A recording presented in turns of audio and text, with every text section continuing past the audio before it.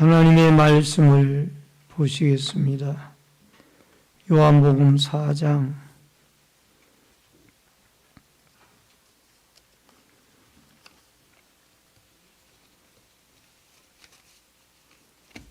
하나님의 말씀은 요한복음 4장 1절로 10절의 말씀을 봉독해 드립니다.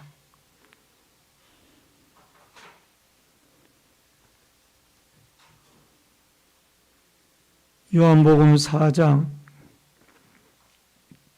1절로 10절의 말씀입니다. 예수께서 제자를 삼고 세례를 베푸시는 것이 요한보다 많다 하는 말을 바리새인들이 들은 줄을 주께서 아신지라.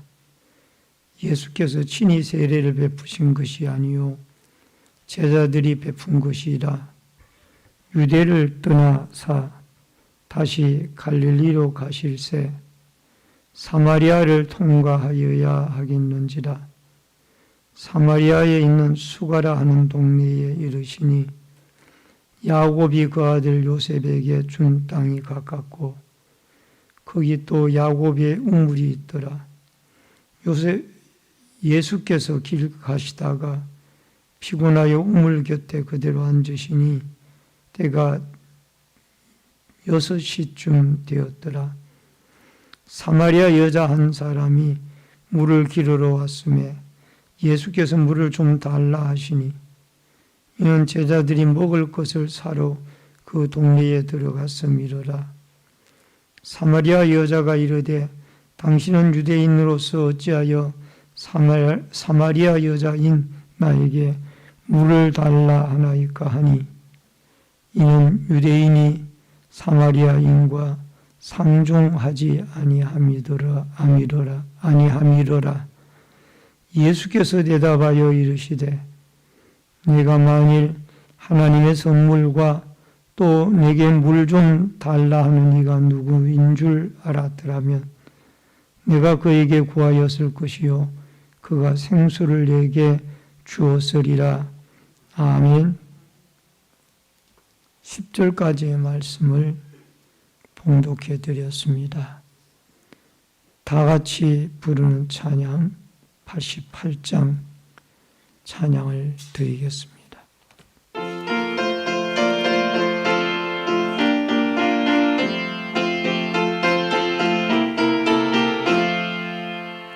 내 진정 사모하는 친구가 되신 구주 예수님은 아름다워라.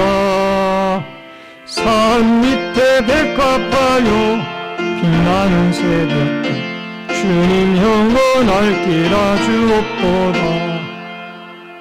내 맘이 아플 적에 큰 위로 되시며 나 외로울 때 좋은 친구라. 주는 저 산 밑에 백합 빛나는 새벽 이 땅 위에 비길 것이 없도다. 내 맘의 모든 염려 이 세상 고락도 주님 항상 같이 하여 주시고 시험을 당할 때에 악마에게 겨우 적시 물리치사 나를 지키니 온 세상 날 버려도 주 예수 안 버려 끝까지 나를 돌아보시니 주는 요 산 밑에 백합 빛나는 새벽 이 땅 위에 비길 것이 없도다. 내 맘을 다하여서 주님을 따르니 길이 나를 사랑하리니 몰불이 두렵지 않고 잠금도 거부니 주는 높은 산성 내 방패시 내 영혼 먹이시니 그는 누리고 나 친히 주를 뵙기 원하니 주는 저 산 밑에 백합 빛나는 새벽 이 땅 위에 비길 것이 없도다. 아멘.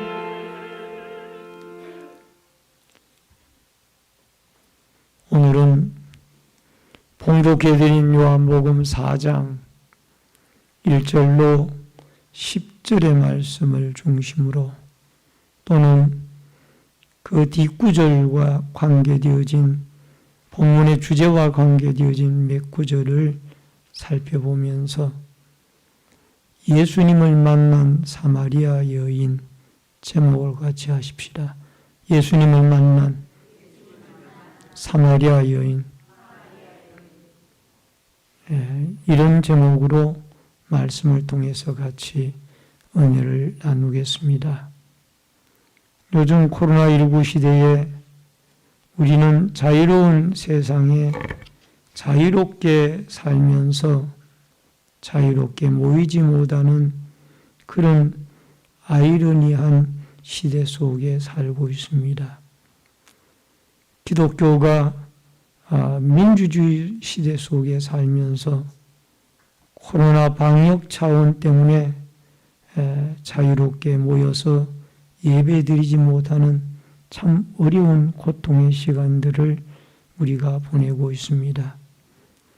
이럴 때일수록 우리는 우리의 믿음을 튼튼하게 다잡고 우리의 믿음이 쇠약해지지 않도록 굳게 붙잡아 하나님 앞에 어려운 시대일수록 믿음이 더욱 주님에게 가까이 다가서는 아름다운 믿음으로 승화되어져야 될 줄로 믿습니다. 1949년 중국의 모택동에 공산 정권이 들어서면서 선교사들은 추방하고 교회 문들은 닫았습니다. 이 당시 기독교 인구가 중국의 430만 명이었다고 합니다. 그 후에 가정교회나 지하교회로 30년의 세월이 지났습니다. 기독교가 중국에 30년 동안 핍박을 당하고 박해를 당했습니다. 1978년 30년 동안 박해 가운데 기독교는 170만 명이 늘어났고 1978년 중국이 개방 정책을 쓰면서 기독교 인구는 600만 명이 되어서 무려 30년 동안 170여만 명이 기독교인들이 늘어나게 되어졌다라는 것을 알 수가 있습니다. 이것은 고통과 고난과 박해 가운데서도 하나님은 일하시고 계시기 때문에 오히려 기독교인의 숫자가 고난 가운데 늘어갈 수 있다라는 것을 우리에게 깨우치는 중요한 말씀인 줄 압니다. 현재 코로나19 시대에 하나님은 여전히 일하시고 계시며 여러분과 저의 믿음을 붙들어 주시고 계시는 분이 우리 하나님이십니다. 사마리아 여인의 구원의 사건을 보면은 이 아무도 돌아보지 아니하는 사마리아의 한 여인, 불행한 여인이죠. 그 여인을 예수님은 찾아가서 만나 주셨습니다. 왜? 한 영혼이 귀중하기 때문입니다. 한 영혼이 구원받아야 해겠기 때문입니다. 그래서 오늘 여기에 사마리아 우물가에서 이 여인과 예수님과의 대화와 만남을 통하여 여인이 완전히 변화가 되어져서 그가 이제는 숨어서 사는 불행한 여자가 아니라 예배자가 되어지고 더 나아가서 전도자로 바뀌어지는 이런 모습들을 여러분과 제가 살펴보면서 말씀을 통해서 같이 은혜를 나누는 귀중한 시간 되어지기를 바랍니다. 우선 사건의 배경을 보면 1절을 봅니다. 다 같이 읽습니다. 예수께서 제자를 삼고 세례를 베푸시는 것이 요한보다 많다 하는 말을 바리새인들이 들은 줄을 주께서 아신지라. 여러분, 세례를 먼저 베풀었던 분은 세례 요한입니다. 그런데 6개월 뒤에 예수님의 사역이 시작이 되어져서 세례를 베풀기 시작을 했는데 세례 요한에게 있던 많은 사람들이 예수님에게로 모여오게 되어지면서 점차적으로 예수님의 명성이 높아지고 예수님의 곁에 와서 예수님의 제자들을 통하여 세례를 받는 사람들이 많아지게 되어졌습니다. 예수님은 왜 예루살렘에 거하시다가 갑자기 갈릴리로 가셔야만 했던가? 두 가지 이유가 있습니다. 하나는 이 세례 요한보다가 예수님에게 세례를 받는 사람들이 많아졌다라는 소문이 바리새인들에게 들려져서 바리새인들이 이것을 부정적인 입장으로 받아들이고 있기 때문에 그들과의 충돌을 피하기 위하여 예수님은 갈릴리로 내려가셨습니다. 또 하나의 이유는 세례 요한에게 세례를 받는 사람보다가 예수님에게 와서 세례를 받는 사람이 더 많아졌더라라는 말씀이 나오는데 이것은 예수님과 세례 요한의 관계가 서로 경쟁자의 관계가 아니라는 것을 예수님은 보여주기 위해서 이 세례 요한을 섬기는 마음으로 그 예루살렘을 떠나서 갈릴리로 행하게 되어졌던 것을 보게 됩니다. 즉 경쟁자가 되어져 가지고 세례 요한이 세례를 많이 베푸나 예수님이 세례를 많이 베푸나 어디 한번 경쟁해 보자 그런 마음이 아니라 예루살렘 쪽에서 세례를 받는 사람들은 세례 요한에게 맡기고 예수님은 그곳을 떠나서 갈릴리로 가게 되어져서 서로 시기심이나 경쟁심이 아니라 서로 섬김의 마음을 가지고 상대편을 섬기고 높여주는 마음들이 세례 요한과 예수님 사이에 있었다라는 것을 우리는 여기서 볼 수가 있습니다. 여러분, 교회라는 공동체도 마찬가지입니다. 성도와 성도 간에 서로 시기심이나 질투심보다는 서로가 서로를 세워주고 서로가 서로를 아껴주고 서로가 서로를 사랑해주는 서로 상생의 관계가 이 교회 공동체 안에는 분명히 필요합니다. 내가 높은가 내가 낮은가 내가 더 잘하는가 내가 더 잘하는가 이런 시기심이나 경쟁심이 아니라 오히려 상대편을 높여주고 세워줄 수 있는 이런 상생의 관계가 형성이 되어져서 성도와 성도 간에 그리스도의 사랑의 매개체가 되어져서 서로가 서로를 섬겨줄 수 있는 좋은 공동체가 되어질 수 있기를 바랍니다. 이것은 교회를 주님이 피로 값주고 사신 교회이기 때문입니다. 그렇기 때문에 우리는 교회를 부정적인 입장에서 말을 하는 것도 바람직하지 못하고 오직 교회를 칭찬하고 격려하고 서로 세워갈 수 있는 좋은 교회로 만들어 가야 될 줄로 믿습니다. 요한복음 20장 28절에 보면은 여러분 자기를 위하여 또는 온 양떼를 위하여 삼가라. 성령이 그들 가운데 여러분을 감독자로 삼고 하나님이 자기 피로 사신 교회를 보살피게 하셨느니라 하는 말씀이 나옵니다. 세상에서 교회를 사랑하고 성도를 사랑하여서 하나님 피로 값주고 사신 교회를 유익하게 하는 빛과 소금의 역할을 감당해야 될 것을 말씀을 해주고 있습니다. 예수님이 십자가를 지신 것도 우리에게 구원을 주시기 위하여 희생의 제물로 섬겨주심의 모습입니다. 예수님은 사마리아 여인뿐만이 아니라 여러분과 저도 섬겨주셔서 누구 하나 돌아보고 자랑할 것 없는 우리들을 찾아오셔서 성령을 주시고 예수 그리스도를 믿게 하시고 우리를 하나님의 교회로 불러주셔서 하나님의 백성이 되어지게 해주셨다라는 것, 이것은 아무리 생각해봐도 하나님 앞에 감사하고 영광 돌려야 할 값진 주님의 섬김이 아닌가 생각을 하며 우리도 주님을 섬기고 하나님을 섬기고 공동체를 섬기고 남을 섬기고 성도들을 섬기고 이웃을 섬기며 세계와 열방을 섬기는 섬김의 사람들이 되어질 수 있기를 주의 이름으로 축원합니다. 오늘 본문 4장 7절로 9절에 보면은 사마리아 여자 한 사람이 물을 길러 왔음에 예수께서 물을 좀 달라 하시니 이에 제자들이 먹을 것을 사라고 동네에 들어갔음이러라. 사마리아 여자가 이르되 당신은 유대인으로 어찌하여 사마리아 여자인 나에게 물을 달라 하나이까 하니 이는 유대인이 사마리아인과 상종하지 아니함이러라. 유대인과 사마리아 사람 사이에는 서로 상종하지 아니하는 일들이 있었습니다. 예루살렘으로에서 갈릴리로 가는 길이 세 길이 있었습니다. 해변길이 있었고 또 요단강 동편을 따라 올라가는 길이 있었으며 그 다음에 사마리아를 통과하는 그러한 길이 세 갈래의 길이 있었습니다.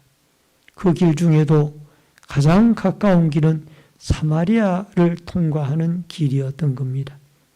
그런데 사람들은 대부분 사마리아의 그 가까운 길로 통과하지 아니하고 돌아서 이 요단강 동편의 길이나 해안의 길을 따라서 멀리 돌아서 갈릴리로 가고는 했던 것입니다. 그 이유가 서로 상종하지 않기 때문입니다. 유대 사람과 갈릴리 사람 사이에는 서로 앙금이 있어서 서로 오가지를 아니하고 교제하지 아니하고 관계하지 아니하는 그런 관계가 형성이 되어져 있었기 때문이라는 겁니다. 여러분 9절에 상종하지 않는다라는 말씀에 원문에 싱크론타이라는 말이 기록이 되어졌는데 거래하지 않는, 관계하지 않는, 교제하지 않는다라는 그런 뜻이 들어 있습니다. 유대인과 사마리아 사람들 사이에는 거래하지 않고 교제하지 않고 관계하지 않는다라는 1960년대 미국에서 백인과 흑인이 서로 상종하지 않는 일들이 있었습니다. 같은 버스를 타지 않았고 식당이나 마켓도 같이 사용하지 않았던 적이 있었던 것입니다. 이러한 분위기가 유대와 사마리아 사람들 사이에 그대로 형성이 되어져 있었던 것입니다. 그 이유는 이렇게 유대와 사마리아 사람 사이에 큰 벽이 이루어지게 되어졌던 원인은 과거로 돌아가서 주전 722년에 북이스라엘이 아수리에게 멸망을 당할 때에 아수르 사람들이 혼혈 정책을 썼기 때문에 이 북이스라엘 사람들은 피가 섞여진 사람들이었습니다. 그러나 남쪽 유다 나라 사람들은 주전 586년에 바벨론에 의해서 포로로 붙잡혀가게 되어졌습니다. 그러나 바벨론 사람들은 그들의 공동체를 이루며 집단으로 생활하는 것을 허용을 했고 서로 혼혈하는 것을 권장하지 아니하므로 남쪽 유다 사람들은 그들의 조상들의 피를 보존할 수가 있었다는 것을 보게 되어집니다. 이렇게 피가 섞인 북이스라엘과 피가 섞이지 아니한 남쪽 유다 사람들은 서로 간에 유다 사람들은 북이스라엘 사람들을 멸시하고 멸시를 받는 북이스라엘 사람들은 남쪽 유다 사람들에 대해서 증오심을 가지고 있었던 것입니다. 그래서 이런 벽이 있게 되어졌다라는 것을 우리는 알 수가 있습니다. 예수님과 여인과의 대화 가운데서 물을 좀 달라고 하니까 어찌하여 유대인인 당신이 사마리아 여자인 나에게 물을 달라 하나이까? 라고 그렇게 묻게 되어집니다. 이런 배경이 있었기 때문에 이 질문을 사마리아 여자가 예수님에게 하게 되는 거예요.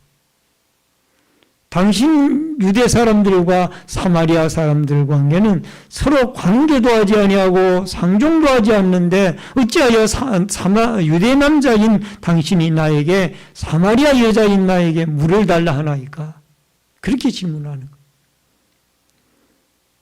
그러면서 대화가 이어져서 물을 달라는 네가 누군지가 알았더라면 네가 나에게 물을 달라고 했을 것이다.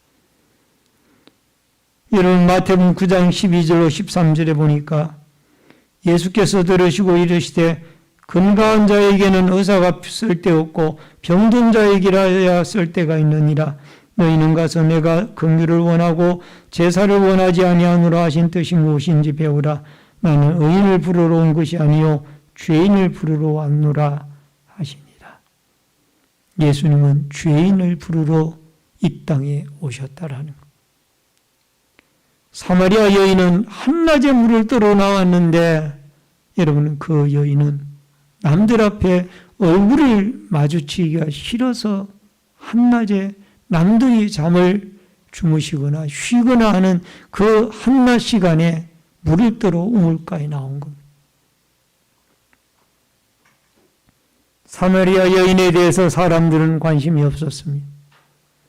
아무나 누구 하나 돌아보는 자가 없었습니다. 그러나 죄인을 구하러 오신 예수님은 그 여인에게 관심이 있었습니다. 그래서 그 여인에게 물을 달라고 대화를 시작해서 나중에는 그 여인을 예배자로 만들고 전도자로 만드는 데까지 그를 구원받는 데 이르기까지 큰 역사를 이루는 모습을 보게 되어집니다.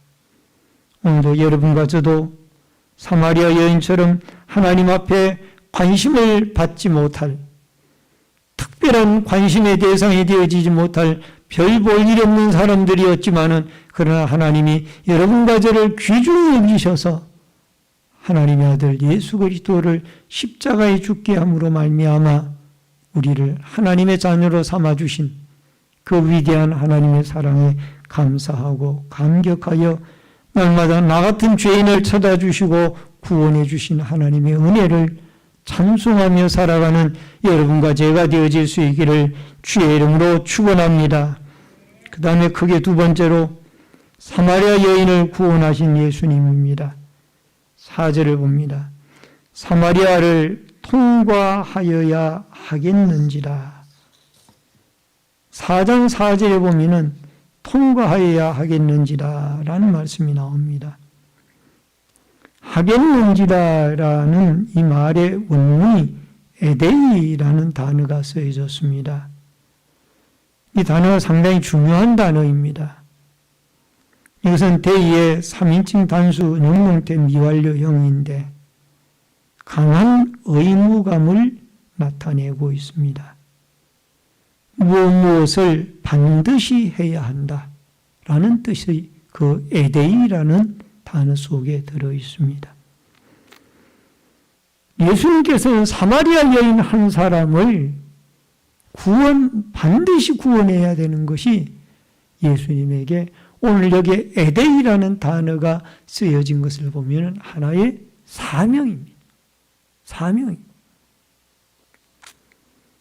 여러분 기독교는 어디에 보면은 지금 이 시대가 바라보기에 배타적인 종교가 아닌가 생각을 해봅니다. 왜냐하면 예수 그리스도 외에는 구원의 길이 없다라고 기독교에서 주장을 하고 복음의 핵심이 그것을 말하고 있기 때문입니다. 종교 다원화주의가 있습니다. 불교를 믿어도 석가모니를 믿어도 천국에 가고 공자를 믿어도 천국에 가고 모하멧을 믿어도 천국에 가서 결국 봉화산을 올라가는 길이 여러 갈래의 길이 있지만은 정상에 가서 만나는 것은 하나다라는 형태로 종교 다원화주의의 사람들은 어느 종교를 믿든지 다 구원 얻는다라고 주장을 하는 사람들이 있습니다. 그것은 구원이 없습니다. 예수 그리스도만이 구원을 우리에게 주실 수가 있습니다. 요한복음 4장 12절에 다른 이로서는 구원을 받을 수 없나니 차마 사람 중에 구원을 받을 만한 다른 이름을 우리에게 주신 일이 없으리라 하였더라. 할렐루야. 여러분, 우리의 구원자는 예수님밖에 없는 줄로 믿습니다. 그분만이 죽은 자 가운데 살아나신 줄로 믿습니다. 그분만이 죄가 없는 분인 줄로 믿습니다. 그분을 믿을 때 구원을 얻고 죄사함을 얻고 영생을 얻을 수가 있는 줄로 믿습니다. 한국 사람 보다가 한국을 더 사랑한 헐버트 선교사님이 계십니다. 호머 헐버트 선교사님입니다. 여러분 화면에 보시는 이분입니다. 그는 조선의 혼을 깨우다라는 책에서 다음과 같은 말씀을 하십니다. 1886년 조선에 콜레라가 유행하던 시기에 한양에 그 당시 인구가 15만 명이 살았습니다. 한 달에 6,280명이 콜레라로 죽었습니다. 콜레라가 끝이 났을 때에 한양에 살고 있는 사람들의 절반이 죽었다고 합니다. 당시에 한양의 길거리에 시신들이 가득했다고 합니다. 당시에는 70명의 외국인들이 한양에 살고 있었는데 모두 미국 사람들이었습니다. 그 가운데 이 헐버트 선교사님도 한 사람이었죠. 조선인 가족들도 시신이 콜레라병에 걸려가지고 죽게 되어졌을 때 장례를 하지 않고 무서워 자기도 걸려서 죽을까 봐 도망을 가버렸습니다. 이런 형국이 되어졌습니다. 자기 가족이 죽었는데도 콜레라로 죽었기 때문에 그 장례를 치르다가 자기가 혹시 콜레라에 전염이 되어지지 않을까 싶어서 가족이 장례도 지내지 아니하고 가족들도 도망을 갔어요. 이게 1886년에 콜레라가 창궐했을 때의 한양의 모습이었어요. 그런데 이상한 일이 있었습니다. 가족들도 도망을 가는데 선교사님들은 그 시신들을 찾아가서 장례를 해주는 겁니다. 여러분, 기독교가 한국에 처음 들어올 때에 배타적인 종교로 제약받는 것이 많았습니다. 예수를 믿으면 술도 먹으면 안 된다. 예수를 믿으면 담배도 피우면 안 된다. 예수를 믿으면 부인도 한 명만 두어야 된다. 등등의 조선사회가 이해하지 못하는 구한말 조선사회가 이해하지 못하는 그런 어떤 제약의 조건들이 많이 있었습니다. 그럼에도 불구하고 이 사람들이 한양 사람들이 놀란 겁니다. 헐버트 선교사님의 그 선교의 현장에서 콜레라로 죽어가는 사람들, 가족들도 도망을 가는데 외국인이 와서 시신을 가져다가 장례를 해주는 거예요. 도대체 이 사람들이 믿는 신이 어떤 신이냐? 나중에 알고 보니까 예수 그리스도를 믿고 있었고 하나님을 믿고 있었습니다. 그래서 이들이 한국 조선 구한말에 한양에 사는 사람들이 마음의 문을 열기 시작해서 야, 저들이 믿는 신이라면 우리도 믿어보고 싶다. 그래서 예수를 믿기 시작을 했다고 합니다. 할렐루야. 예수님도 유대 사마리아 배타적인 관계를 뛰어넘어서 그 당시 많은 사람들이 갈릴리를 갈 때 이 요단강 동편의 길로 또는 그 해안길로 먼 길로 돌아서 갔지만은 예수님은 사마리아 길로 가면서 에데이 반드시 그 여인을 만나기 위하여 그 길을 선택하여 가게 되어졌던 겁니다. 요한복음 4장 10절에 보니까 예수께서 대답하여 이르시되 내가 만일 하나님의 선물과 또 내게 물을 좀 달라 하는 이가 누구인 줄 알았더라면 내가 그에게 구하였을 것이요 그가 생수를 내게 주었으리라. 내가 나에게 주는 물은 또다시 목마르지만은 내가 너에게 주는 물은 영원히 목마르지 아니하리라. 그리고 그 여인에게 내 남편을 데리고 와라. 남편이 없다라고 이야기를 했습니다. 맞다. 너는 남편이 5명 있었지만은 그 5명도 내 남편이 아니고 지금 너와 함께 살고 있는 남편도 내 남편이 아니니라. 주여, 제가 보니까 선지자입니다. 당신은 선지자입니다. 선지자이로소이다. 그랬더니 이 여인이 대화를 바꾸어서 예배로 대화를 바꾸어 나아갑니다. 여러분, 예수님은 하나님의 뜻을 이루어 드려야 할 거룩한 의무를 가지고 계셨기 때문에 야곱의 우물을 통과해서 갈릴리로 가시게 되어졌고 여인을 만나 예수 그리스도를 전하게 되어졌으며 14절에 보니까 내가 너에게 주는 물은 영원히 목마르지 아니하리라. 여인이 구원을 얻은 것입니다. 따라하십시다. 여인이 예수님을 만나 구원을 얻었습니다. 할렐루야. 이 시대에도 누구든지 마찬가지입니다. 하나님의 아들 예수 그리스도를 만나게 되어지고 이 세상이 우리 기독교를 배타적으로 바라보고 또 코로나19 시대에 기독교가 세상에 칭찬을 듣지 못하는 그런 시대에 살고 있지만 우리는 그러나 세상의 사람들에게 예수를 전해야 됩니다. 왜? 여러분과 제가 예수를 만나서 예수님의 구원을 받았기 때문에 그 배타적인 생각을 가지고 있는 그 사람들에게라도 열방에까지라도 가서 예수 그리스도를 증거해야 할 사명이 여러분과 저에게 있는 줄로 믿습니다. 마지막 세 번째로 예배를 중요시 여기시는 예수님입니다. 요한복음 4장 23절로 24절의 말씀입니다. 아버지께서 참되게 예배하는 자들은 영과 진리로 예배할 때가 오나니 곧 이때라. 아버지께서는 자기에게 이렇게 예배하는 자들을 찾으시느니라. 하나님은 영이시니 예배하는 자가 영과 진리로 예배할지니라.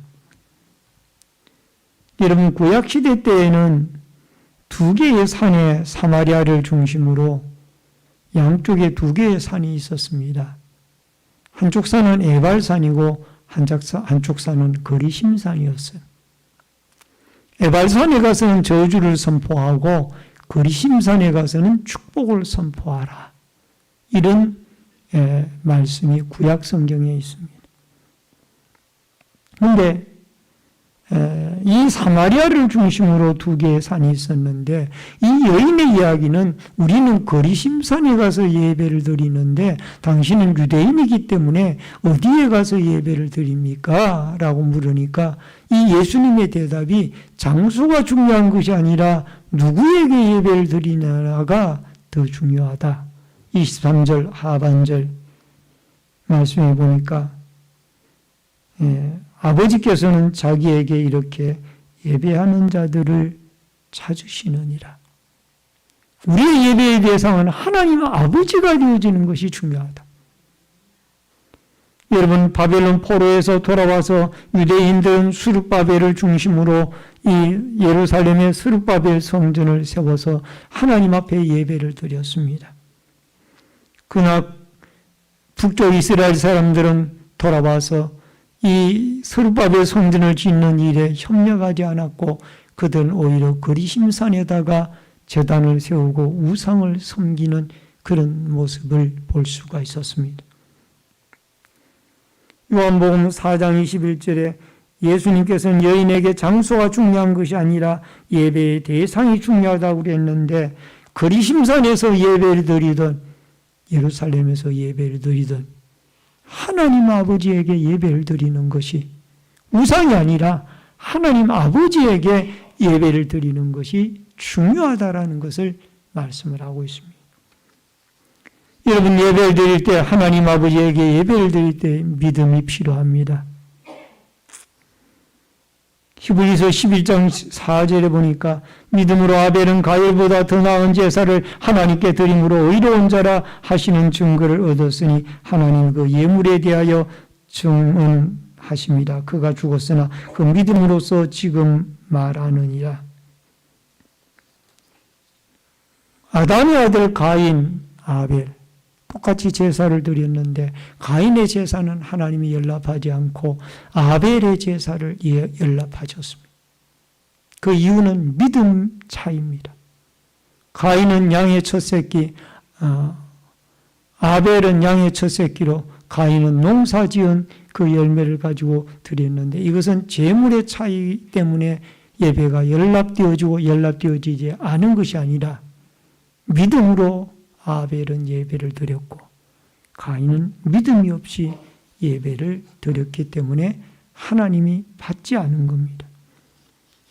오늘 사랑하는 성도님 여러분, 오늘 예배자로 변신한 이 여인은 이제 주님 앞에 구원을 받고 예배자가 되어져서 하나님 앞에 아버지 앞에 예배드리는 것을 배우게 되어졌고 그 다음에 그는 물동이를 버려두고 동네에 들어가서 내가 28절에 보니까 여자가 물동이를 버려두고 동네로 들어가서 사람들에게 이르되 29절에 와서 보아라 이는 그리스도가 아니냐 이는 그리스도가 아니냐 전도자로 변신이 되어진 것 따라하십시다. 예배자가 전도자로 변하였습니다.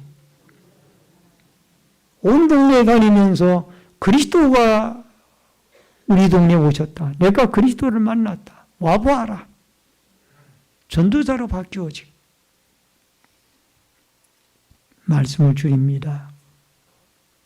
사마리아 여인처럼 영적으로 우리는 목말라 있습니다. 예수님을 만나야 합니다. 예수님을 만나 영혼의 생수를 마시고 성령의 충만함을 얻어 영원한 삶을 누려가는 갈급증을 해갈받는 축복의 역사가 있어지기를 주의 이름으로 축원합니다. 세상이 아무리 배타적인 시각으로 한국의 기독교를 바라본다 할지라도 우리는 그들을 그리스도의 사랑으로 감싸 안고 마치 헐버트 선교사가 한양의 절반이 콜레라로 죽어나갈 때에 그리스도의 사랑으로 그들을 감싸 안았더니 저들이 믿는 신이 누군고 하고 복음이 들어갔던 것처럼 사랑으로 이 시대에 차가운 시선으로 우리를 바라보는 이 세상 사람들을 그리스도의 사랑으로 감싸 안고 그들에게 예수를 전하는 여러분과 제가 되어져야 될 줄로 믿습니다.